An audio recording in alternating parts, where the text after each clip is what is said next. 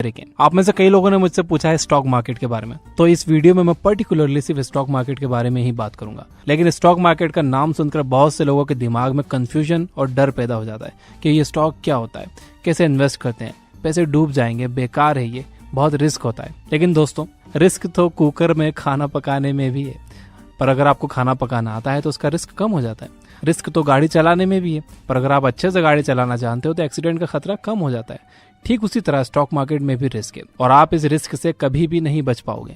लेकिन अगर आपके पास सही नॉलेज है तो आप इस रिस्क को काफी हद तक कम कर सकते हो। इसके बाद बहुत से लोगों का मानना है कि स्टॉक मार्केट एक जुआ है। हाँ, अगर आपको इसके बारे में कुछ नहीं पता और फिर भी आप उसमें इन्वेस्ट किए जा रहे हो तो ये आपके लिए एक जुआ ही है। आपको यहाँ समझना होगा कि रिस्क में और कैलकुलेटेड रिस्क में फर्क होता है। आपको स्टॉक मार्केट में कैलकुलेटेड रिस्क लेना होगा। कैलकुलेटेड रिस्क कैसे लेते हैं, आइए देखते हैं। सबसे पहले आप ये डिसाइड करो कि आप कितना रिस्क ले सकते हो। अगर आप यंग हो और महीने में अच्छा पैसा बचा लेते हो तो आप स्टॉक मार्केट में ज्यादा रिस्क ले सकते हो। लेकिन अगर आप 60 साल के हो तो आपको कम रिस्क लेना होगा। साथ ही आप ये देखो कि आप जो रिस्क ले रहे हो उस पर आपको कितना प्रॉफिट मिल रहा है। अगर आपको फायदा सिर्फ 5 रुपए का हो रहा है लेकिन 20 रुपए का नुकसान होने का चांस है तो आपको इस तरह का इन्वेस्टमेंट नहीं करना चाहिए। तो सबसे पहले हम स्टॉक मार्केट की ABCD जान लेते हैं ताकि आपको इसके बारे में पता लग जाए।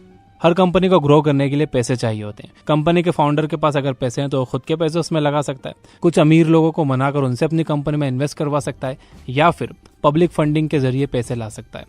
पब्लिक फंडिंग में कंपनी आम जनता से पैसे लेती है। वो अपने बहुत से शेयर्स मार्केट में ऑफर कर देती है, जिसे IPO कहा जाता है, यानी कि इनिशियल पब्लिक ऑफर। फिर आम लोग इस शेयर को उस IPO के जरिए खरीदते हैं और कंपनी के हिस्सेदार बन जाते हैं। इस तरह से कंपनी को ग्रो करने के लिए पैसे मिल जाते हैं। एग्जाम्पल के लिए, अगर एक कंपनी की कीमत 3 करोड़ है और उसने अपने 3 लाख शेयर्स निकाले तो उसके हर एक शेयर की कीमत होगी 100 रुपए। अब अगर आप उसके 20 शेयर्स खरीद लेते हो तो आप उस कंपनी में 2000 रुपए के मालिक बन जाते हो। आपका उस कंपनी में 2000 रुपए का हिस्सा है। इसी हिस्से को शेयर कहते हैं और अब आप उस कंपनी के शेयर होल्डर बन चुके हो। इसके बाद अगर वो कंपनी फ्यूचर में ग्रो करके 6 करोड़ की हो जाती है तो उसके एक शेयर की कीमत 100 रुपए से बढ़कर 200 रुपए हो जाएगी। आपके इन्वेस्ट किए गए 2000 रुपए 4000 बन जाएंगे। वैसे ही अगर कंपनी लॉस में जाकर 1 करोड़ की हो जाती है तो उसका एक शेयर 33 रुपए का हो जाएगा। आप जब चाहे अपने शेयर्स को बेचकर अपने पैसे को वापस पा सकते हैं। अगर आपको लग रहा है कि कंपनी डूब रही है या फ्यूचर में वो आपको प्रॉफिट कमा कर नहीं दे सकती तो आप उस कंपनी के शेयर्स को स्टॉक मार्केट में बेच सकते हो और उससे अपने पैसे वापस पा सकते हो। कंपनी को जो प्रॉफिट होता है तो वो कभी कभी उसे अपने शेयर होल्डर्स में बांट देती है। या तो वो अपने शेयर होल्डर्स को पैसे दे सकती है या फिर उसे और शेयर्स दे सकती है। इसे डिविडेंड कहा जाता है। कंपनी के शेयर्स के दाम तब बढ़ जाते हैं जब इसे बहुत से लोग खरीदना चाहते हैं। मार्केट का एक यूनिवर्सल लॉ है, if demand goes up price goes up and vice versa. इसका मतलब है अगर एक कंपनी बहुत प्रॉफिट कमा रही है तो उसके स्टॉक्स बहुत से लोग खरीदना चाहेंगे। अगर उसके स्टॉक्स बहुत से लोग खरीदना चाहेंगे तो उसकी डिमांड बढ़ जाएगी और उसकी कीमत भी। ठीक इसी तरह अगर कंपनी नुकसान में जा रही है तो उसके स्टॉक्स कोई नहीं लेना चाहेगा। जिन लोगों ने उसे ले रखे हैं वो उसे बेचने लगेंगे और उसके प्राइस घट जाएंगे। देखिए, सिंपल रूल ये है कि आपको एक कंपनी में तब इन्वेस्ट करना चाहिए जब उसके स्टॉक की कीमत कम हो। इसके बाद जब उसकी कीमत बढ़ेगी तो या तो आप उसे बेच दीजिए और तुरंत पैसे वापस ले लीजिए, या फिर लॉन्ग टर्म के लिए इन्वेस्ट करने के इरादे से उसे वहीं पर छोड़ दीजिए। एक एग्जाम्पल बताता हूँ। 2004 में जिस भी आदमी ने गूगल में लॉन्ग टर्म के लिए अपना पैसा लगाया होगा उसे अब तक अरबों रुपए का प्रॉफिट डिविडेंड के रूप में मिला होगा। और अगर वो अपने शेयर्स नहीं बेचता है तो उसे जिंदगी भर गूगल से पैसे मिलते रहेंगे। लेकिन सारी कंपनीज गूगल और फेसबुक की तरह नहीं होती। बहुत सी फेल हो जाती हैं जिससे इन्वेस्टर्स को नुकसान हो जाता है।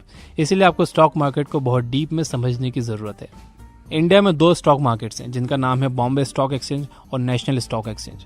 नेशनल स्टॉक एक्सचेंज सबसे बड़ा स्टॉक मार्केट है। आप इन दोनों में से किसी में भी अपना पैसा लगा सकते हो। इसमें इन्वेस्ट करने के लिए आपको अपना एक डीमैट अकाउंट खोलना होगा। जिस तरह से आपके बैंक अकाउंट में पैसे रखे होते हैं इसी तरह से डीमैट अकाउंट में शेयर्स रखे होते हैं। ये डीमैट अकाउंट आपके सेविंग अकाउंट से लिंक हो जाता है। इससे होता यह है कि आप अपने डीमैट अकाउंट से कोई भी शेयर जब बेचते हो मार्केट में तो वो पैसा डायरेक्टली आपके सेविंग अकाउंट में आ जाता है। डीमैट अकाउंट को आज बहुत आसानी से आप अपने मोबाइल फोन से खोल सकते हो। 2 कंपनीज ऐसी हैं जो डीमैट अकाउंट प्रोवाइड करती है जिनके बारे में मैं जानता हूँ। फर्स्ट है जीरोधा जो 300 रुपए में डीमैट अकाउंट खोलते हैं। इसका लिंक डिस्क्रिप्शन में है। और सेकंड है अप स्टॉक्स जो लिमिटेड टाइम ऑफर में फ्री में डीमैट अकाउंट्स खोल रहे हैं। और अब स्टॉक्स कुछ सिलेक्टेड कस्टमर्स को 100 रुपीज के शेयर भी दे रहे हैं फ्री में। इसका लिंक डिस्क्रिप्शन में है। अगर आप एक स्टूडेंट हो, आपके पास पैसे नहीं है इन्वेस्ट करने के लिए, तो भी आपको डीमैट अकाउंट तो खोलना ही चाहिए सीखने के लिए। स्टॉक मार्केट में रिस्क तो होता ही और इस रिस्क को कोई भी कभी भी खत्म नहीं कर सकता। अगर आप जिंदा हो तो मरने का रिस्क कहीं ना कहीं हमेशा होता ही है। लेकिन इसका मतलब ये नहीं है कि आप लापरवाही से अपना दिन बिताओ, रोड देखकर क्रॉस ना करो या फालतू के 10 फ्लोर की बिल्डिंग में ऊपर शक्तिमान बनने की कोशिश करो। ठीक उसी तरह स्टॉक मार्केट में भी रिस्क कम किया जा सकता है अगर आप कुछ बातें मानिए। सबसे पहले एक्सपर्ट से कांटेक्ट बनाओ। आपके कांटेक्ट में जितने ज्यादा एक्सपर्ट्स होंगे, स्टॉक मार्केट में आपके कामयाब होने के चांसेस उतने ज्यादा होंगे। इसके बाद किसी एक्सपर्ट की बात पर सिर्फ इसलिए भरोसा मत करो क्योंकि वो एक्सपर्ट है। आप खुद भी हमेशा इसके बारे में और जानते रहो, इससे रिलेटेड बुक्स पढ़ते रहो, ताकि आपको हमेशा इन एक्सपर्ट्स पर डिपेंड ना रहना पड़े और आप खुद भी एक दिन एक्सपर्ट बन जाओ।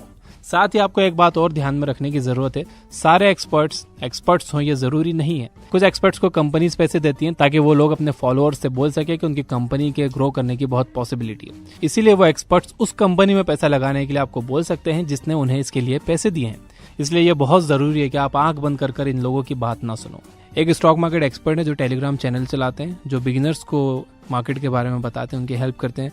उनका लिंक मैंने डिस्क्रिप्शन में दे रखा है। दूसरी बात जो आपको ध्यान में रखनी चाहिए वो ये कि किसी भी कंपनी में इन्वेस्ट करने से पहले उसका बैकग्राउंड जरूर चेक करो। ये देखो कि पिछले कुछ सालों में कंपनी ने कितना प्रॉफिट कमाया है, उसने अपने शेयर होल्डर्स को कितना डिविडेंड दिया है, उसके फाउंडर्स कैसे हैं, उसका मैनेजमेंट कैसा है, उस कंपनी की टीम कैसी है। आप उस कंपनी के हर पहलू को अच्छे से परखिए और फिर यह फैसला कीजिए कि वो इन्वेस्ट करने लायक है या नहीं। इसके बाद ये देखिए कि इस कंपनी के फ्यूचर में ग्रो करने के चांसेस कितने हैं। आप सोचते होंगे कि टेक्नोलॉजी और गेम्स की कंपनीज बहुत फायदा कमाती हैं। ये सच है, लेकिन वो ज्यादा दिन मार्केट में नहीं रहती। लोग एक ही गेम खेल खेल कर ऊब जाते हैं, अब वो चाहे पबजी हो या पोकेमॉन गो। इस तरह की कंपनीज शॉर्ट टर्म में फायदा कमाने के लिए अच्छी होती हैं, लेकिन लॉन्ग टर्म में ये फेल हो जाती हैं क्योंकि लोगों को हमेशा कुछ नया चाहिए होता है।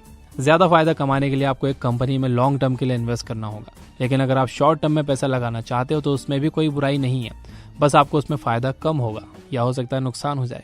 अगर आपको वाकई एक दिन वॉरेन बफेट और राकेश झुनझुनवाला की तरह एक बड़ा इन्वेस्टर बनना है और आप स्टॉक मार्केट को करियर की तरह चुनना चाहते हो, तो ये जरूरी है कि आप इसमें एक्सपर्ट बनो। स्टॉक मार्केट का कॉन्सेप्ट सिर्फ इस वीडियो में खत्म नहीं होता, ये बहुत बड़ा सब्जेक्ट है।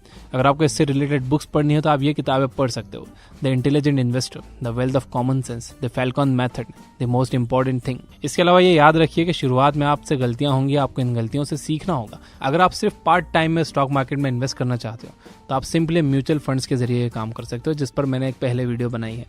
तो दोस्तों ये थी वो बातें स्टॉक मार्केट के बारे में जो मुझे पता थी, जो मैंने आपको बता दी है। अगर आप इन्वेस्टमेंट से रिलेटेड बुक समरीज पढ़ना और सुनना चाहते हो तो आप ये बुक ऐप डाउनलोड कर सकते हो।